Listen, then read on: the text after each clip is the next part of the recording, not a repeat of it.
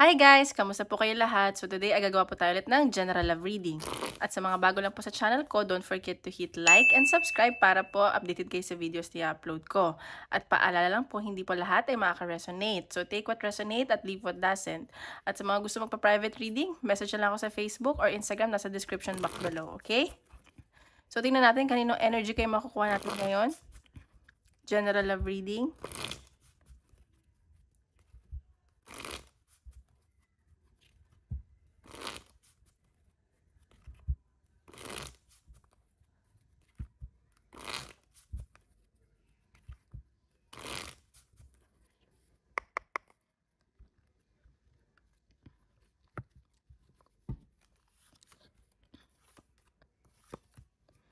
Oh, okay. So, Okay, so, ang pinapakita dito, siguro medyo meron dito na na-involve sa third party pero hindi niyo masyadong alam. Or siguro nag-iingat kayo kasi baka feeling niyo na may ibang kakonek yung person niyo, ganyan. Feeling niyo malas-malas sa love life. Sa nakikita ko, like, may bagong paparating sa inyo na new love interest. Or yung person niyo may nagugustuhan na bago. Okay? So, tingnan natin.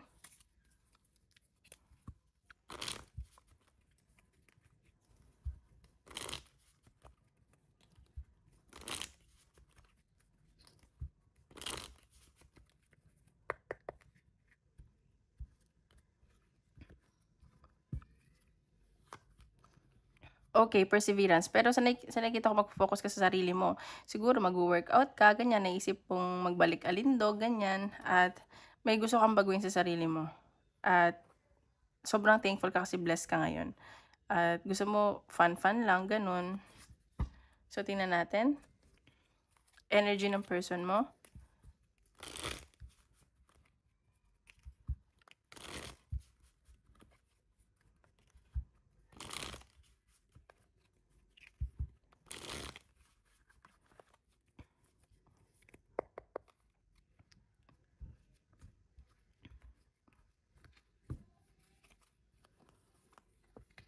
Okay, Four of Pentacles. So, sa nakikita ko dito, itong person na to medyo seloso or selosa. At sa nakikita ko, nagfo-focus to sa kaperahan niya. Nag-iipon siya, ganyan. Ganyan nakita ko. The Star. So, itong connection. Itong person mo, hoping to sa connection nyo.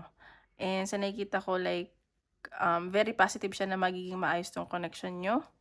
At sa nakikita ko, may ano to? Parang may inaalis siyang bad habit sa sarili niya.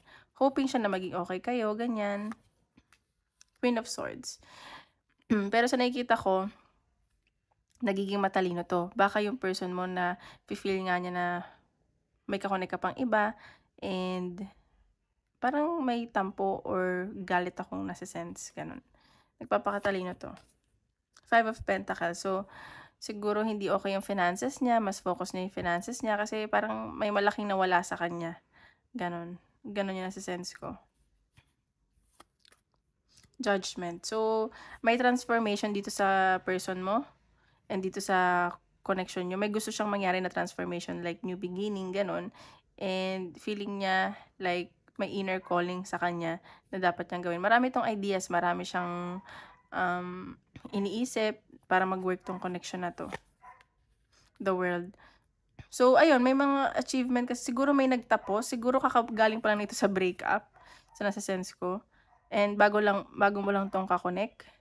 At sa nakikita ko, parang ayaw ka din naman yan ilagay sa third party situation. Parang ikaw lang nag-iisip or siya. Sa nakikita ko, parang gusto na lang niya mag-move forward, ganun. Ten of Pentacles. So, may completion na nangyari sa buhay ng person mo. Ganun yung nasa sense ko. At kung magko-commit sa'yo, pang long-term connection to. At focus din niya talaga yung family niya, yung finances niya, yung career niya. At may malaki ang pangarap ito sa buhay. At sa nakikita ko, may gusto siyang matapos. Siguro may mga goal to, ganun. King of Cups. So, nakikita ko, mabait naman tong person mo. At sa nakikita ko, may nararamdaman na to sa'yo. Mahal ka nitong taong to. Pero sa nasa-sense ko, parang nag-explore pa din siya. At kung mahal ka niya, parang tinatago lang niya. Hindi niya kasi alam kung paano niya ipapakita sa'yo. Yung nafe-feel niya, ganun. Like, hawak pa niya eh. Parang hindi pa niya ino-offer. Gano'n. Pero siguro soon i-o-offer niya. Nine of Cups, see? So, kontento siya sa connection niyo. Napapasaya ka niya, napapasaya mo siya at nafu-fulfill mo yung nararamdaman niya. Like, you're the missing piece sa kanya. As in, nakikita ko, like, wish fulfillment ka din sa taong 'to. Okey, siguro magulo lang yung isip niya. Marami siyang dini-deal, gano'n. So, Knight of medyo mabagal lang yung energy ng person mo, pero sigurado 'to. At sa nakikita ko, ayan, may communication na paparating or travel, may movement. At nakikita ko na, ayan 'no, Joy, napapasaya mo 'tong taong 'to. Ayan, ang galing naman, Queen of Wands. So, attracted din siya sa'yo, gandang-ganda siya, at feeling niya ang sexy-sexy mo, gano'n. Oh, the Lovers. Ayan. So, siguro nahihirapan lang siya mag-decide kasi gustong-gusto ka nitong taong 'to. Yun ang sense ko.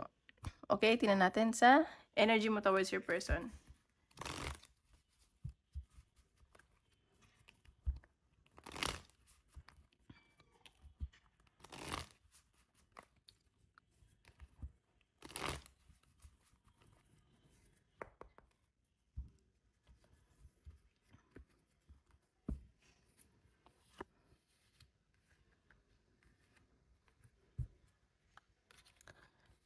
Okay, the Chariot. So, may nakita akong pag-travel success. Baka sa side mo, baka ikaw yung pupunta dun at mabilisan lang 'to or may iba sa inyo bibili ng bagong sasakyan, gano'n. Basta may pag-travel ako nakikita.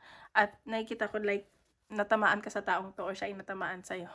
Tinamaan ni Cupido. Five of Pentacles. Oh my God. So, pares kayo ng energy. Focus niyo yung kaperahan niyo kasi parang hindi din okay. So, ayan yung focus yung dalawa. Like, maging maayos yung finances niyo, ganyan. The Sun. Ay, nakakatuwa naman kasi nandun kanina eh, the Sun eh, sa energy niya din. So, masaya ka naman sa taong 'to. Like, kontento ka, napapasaya ka niya. And this is one of the best cards sa tarot reading. Like, naba-brighten up niya yung araw mo, ganyan. Makausap mo lang siya, makita mo lang siya. Eight of Cups. So, pero ikaw gusto mo mag-walk away sa connection na 'to. At sa nakikita ko, parang sinasabi mo, there's something better, meron pang iba diyan, ganyan. At sa nakikita ko, mataas din yung standard mo, gano'n. Parang napagod ba. So, the Justice. So, ayan. So, may binabalanse ka dito. At sa nakikita ko, may gusto kang malaman sa connection nyo. At gusto mo maging fair. Like, equality, gano'n, equal. Six of Wands. So, sa'yo, marami sa'yo nagkakagusto. Maraming na-attract sa'yo. At sa nakikita ko, like, center of attraction and attention. And sa nakikita ko, may pag-travel din sa'yo. So, baka meron kang new position, iti-train ka or may iti-train ka. Gano'n yung nasa sense ko. Ayan. So, mataas ang pangarap mo. The Moon. So, ikaw, natatakot ka. Baka pinagsisinungaling ka niya, may mga tinatago siya sa'yo, gano'n. Ayun yung nasa sense ko. Ba't pa ulit yung nasa sense ko? So, ayan. So, parang gusto mo lang mapag-isa. Siguro, low din yung energy mo ngayon. Gano'n.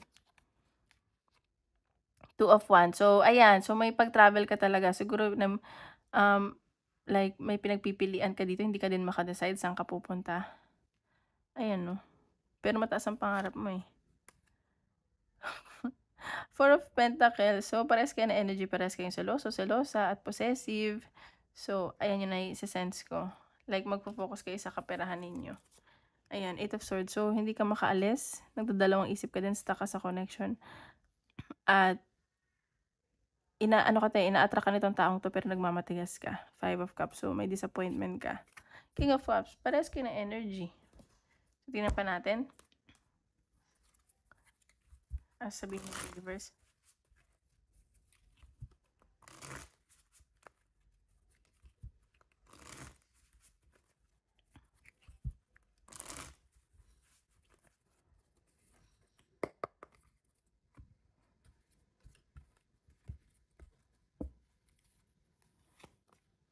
Text message. So, itong taong to laging or ikaw, parang gustong-gusto mo siya i-message pero hindi mo ma-send, gano'n.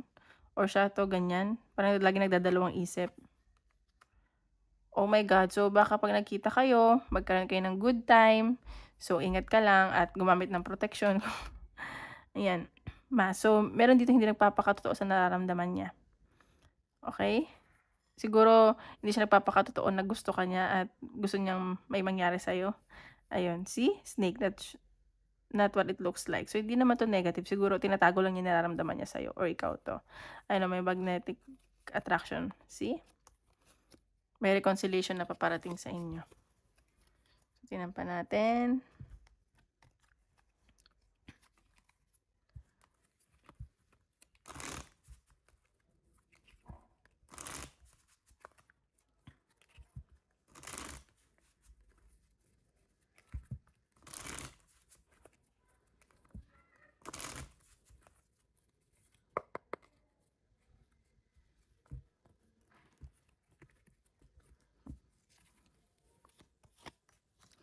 Right, so meron sa inyo natatakot, parang nade-depress, napo-phobia at napaparanoid. Siguro natatakot kang saan papatungo 'tong connection na 'to. Oh, you guys both care for each other or isa dito may mga anak na, gano'n? Or nakikita mo siya as like, magiging tatay or nanay ng mga anak mo. So ayan, meron dito hindi makatulog, nagsa-suffer, gano'n. So, ayan, baka magalit ka or magalit siya or pinapainit niya yung ulo mo. Pero sa nakikita ko magiging okey naman. Gusto mo lang naman magpakatotoo siya. Ayun na may collaboration. So, magiging okey naman daw kayo. Okay, so tingnan natin. Advice from universe.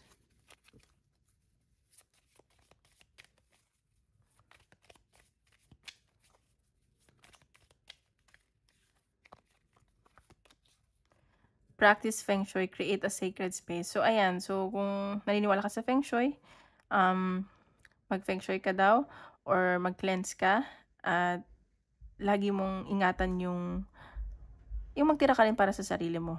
Like yung hindi nakikita ng ibang tao. Yung peace of mind mo, ganyan. Breathe in bliss, exhale bullshit. So, i-absorb mo lang daw yung mga positive at alisin mo yung mga negativity. Okay? So, ngayon, sa career naman tayo.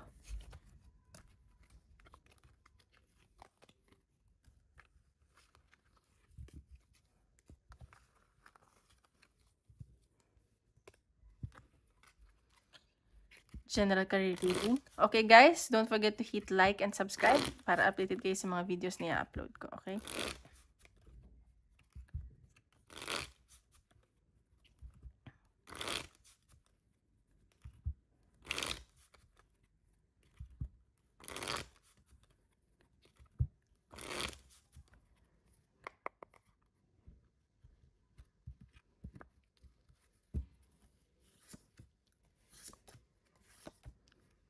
Okay, sa nakikita ko dito, sa trabaho, siguro pagod na kayo at hindi na kayo nakikipag-usap. May mga delays akong nakikita.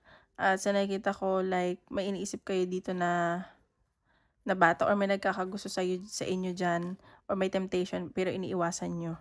Sa nakikita ko, pagod na daw kayo sa trabaho eh. Ayan o. Pero ano pa rin kayo mabait, ganyan. Siguro may mga nagpapa-stress sa inyo, may mga conflict, ganun. Okay naman daw yung trabaho nyo, pero nakita ko pagod na kayo. May mga delay lang sa communication, may mga hindi nakikipag-usap sa'yo, or ikaw tong hindi nakikipag-usap.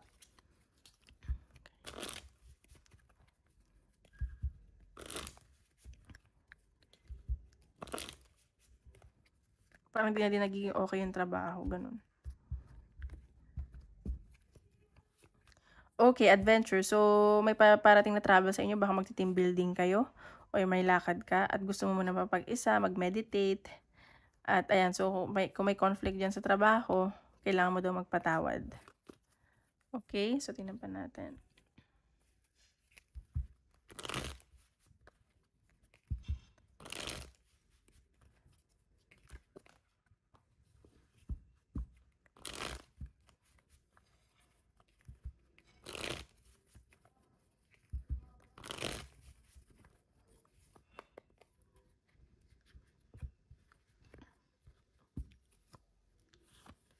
Okay, ayan. So, sa career mo, okay naman daw. May hope akong nakikita. Oh, bottom card, the lover. So, baka hindi ka makapag-focus dyan. At sa nakikita ko, like, may kadil kang single father, ganun. Ayan. So, maganda naman daw yung career mo. At ito yung wish fulfillment mo. Oh, ano ba, magre-resign ka ba?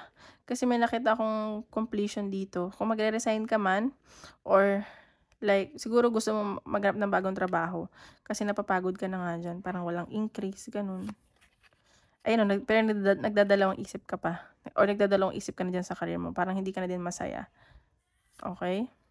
Ayan, so baka may nami-miss ka dito at sa nakikita ko hindi ka makapagtrabaho and this is someone from the past. It's either anak mo or person mo, ganyan. Siguro kaya hindi ka makapag-focus at sumasakit na yung ulo mo, as in nag-o-overthink ka na diyan. Gano'n yung nase-sense ko, parang may iniisip ka, sobrang stress ka na din sa trabaho. Ayan, pero may wish fulfillment dito. So, lahat na ng mga wish mo matutupad naman, ayan. So, may celebration. So, kung magre-resign ka man, may bagong paparating sa'yo at mas maganda ito. Ayan 'no, or magpa-party kayo, gano'n. So, may ending talaga na nangyari or natatakot ka magkaroon ng ending sa career mo. Parang siguro marami ng betrayal diyan, gano'n. So, looking forward ka, okey? Ayan, so pagod ka na nga, broken-hearted ka pa, ay gusto mo lang mahiga, magpahinga at gusto mo lang mapag-isa, gano'n yung nase-sense ko. Parang tamad pero andiyan yung person mo, pamilya mo, ganyan.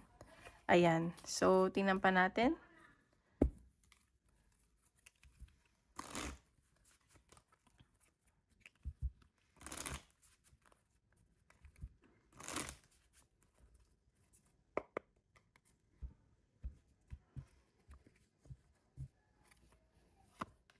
Ayan, so kailangan mo mag-compromise kasi may mga, kailangan mo mai-consider kasi may mga nakikita akong argument diyan sa trabaho mo. So, kailangan mo mag-compromise kung gusto mo maging okey. So, ayan, so may mga ini-invest ka dito at magbubunga naman daw 'yun paunti-unti, huwag ka lang magmamadali. Ayan, see? So, baka na parang ano, may kontra ka diyan. Siguro nga magre-resign ka na, gusto mo ng umalis. Gano'n yung nase-sense ko. So, tingnan natin, advice ni universe.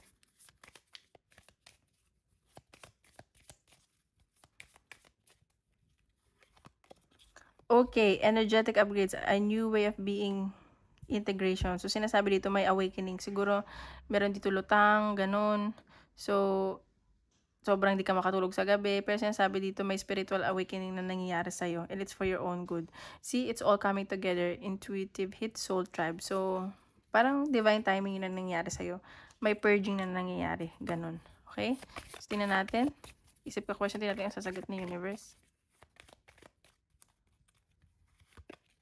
It's up to you. So, ayan, nasa sa'yo din desisyon ng tanong mo. Ayan, may success na paparating sa'yo. Okay? So, ayun lang po. Maraming salamat.